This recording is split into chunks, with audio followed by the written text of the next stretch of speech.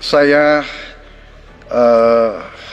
cukup kaget karena beberapa hari yang lalu calon wakil presiden Bapak menyampaikan bahwa negara kita tidak dalam keadaan perang, sehingga untuk apa kita harus beli alat-alat perang.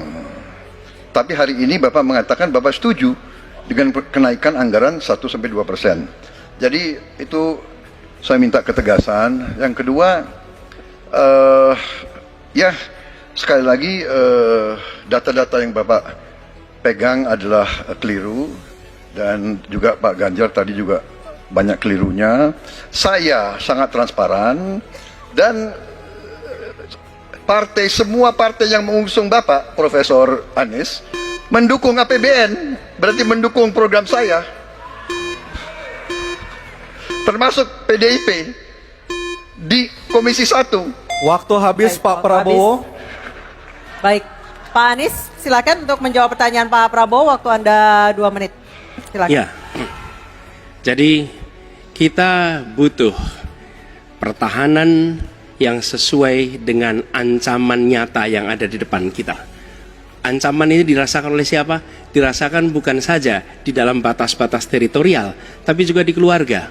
Bagaimana ancaman atas penipuan online, bagaimana ancaman atas peretasan, bagaimana ancaman atas judi online, bagaimana ancaman-ancaman terorisme. Itu semua membutuhkan perhatian. Jadi bukan memutuskan untuk belanja alutsista berdasarkan selera dan berdasarkan preferensi masa lalu, tapi justru harus mencerminkan kebutuhan masa depan. Inilah yang menurut kami penting. Ya, anggarannya perlu kita tingkatkan, tapi jangan keliru, ancamannya juga mengalami pergeseran. Jadi itulah sebabnya mengapa kita melihat perlunya ada strategi yang baik. Supaya apa?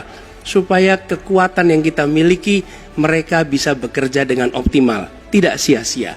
Lalu Pak Prabowo yang saya hormati, ini bukan soal pribadi, ini soal negara, ini soal policy. Penjelasannya ya di tempat ini, bukan di ruang-ruang tertutup yang tidak diketahui oleh publik. Justru kalau Bapak ketahui datanya salah, tunjukkan di tempat ini sehingga publik bisa mengetahui, bukan dalam pertemuan-pertemuan lain yang tidak jelas dari mana kita bisa menilai akurasinya. Jadi menurut hemat kami, bila ada di antara kami yang faktanya keliru, Bapak tunjukkan. Tapi kalau Bapak tidak menunjukkan, berarti memang faktanya benar. Itulah kenyataan yang ada di lapangan. Dan ini juga yang selalu kami gunakan. Kami gunakan fakta-fakta itu. Itulah sebabnya, Pak, kami melihat penting sekali untuk kita tenang, dingin, jangan emosional dalam menghadapi persoalan-persoalan kenegaraan, dalam menghadapi persoalan-persoalan pertahanan. Demikian jawaban kami. Terima kasih. Baik, terima kasih Pak Anies. Oke, tenang dulu. Tenang dulu. Mohon tenang Bapak dan Ibu.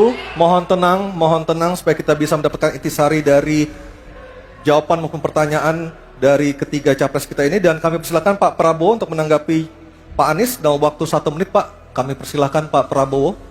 Pak Anies. Saya tidak bicara tertutup, saya bicara di Dewan Perwakilan Rakyat Komisi 1, di mana semua partai yang mengusung Bapak hadir dan menyetujui yang saya ajukan. Jadi, dan juga sekarang waktunya nggak ada, jadi saya mengundang kita bicara terbuka. Terbuka, silakan. Tapi saya ingatkan, Bapak cinta atau tidak dengan negara ini? Masa kita mau buka semua kekurangan kita, semua masalah kita buka di depan umum? Apakah itu pantas? Di negara yang baik, di negara maju, masalah rahasia ada, Profesor.